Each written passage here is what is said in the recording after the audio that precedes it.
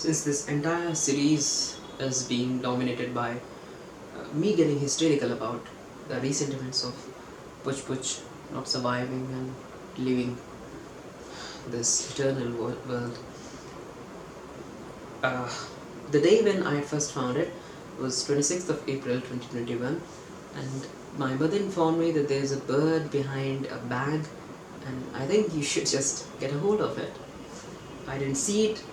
I just put in the hand and I found a baby bird. It was so beautiful, so feathery, so much perfect example of cute little baby bird who's developed a bit, and it's quite fine. I think it wasn't a baby. It must have survived sometime in the nest, and we're not sure what happened with it. But one thing we did notice was around a week of feeding, and that too we used to provide this bird to its father, who used to come and feed it.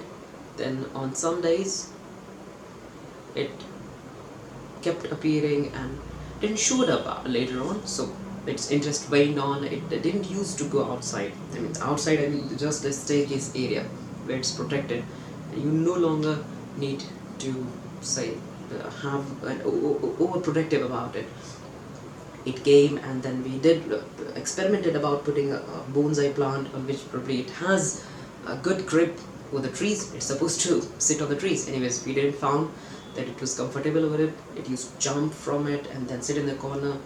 Then we did provide it a piece of cloth on which it used to rest. Then again it went out of that habit, provided a bucket.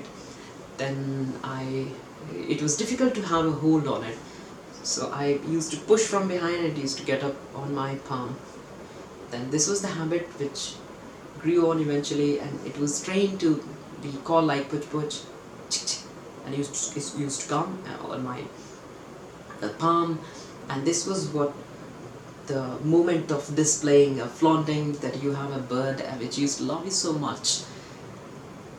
And I think that was a different time when it was in the prime of its health.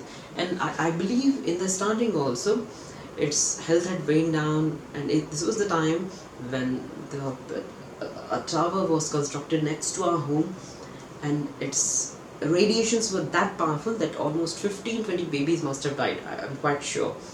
And then it did died, and it was one of the lucky kids who had survived those radiation, but it didn't fly. It couldn't fly.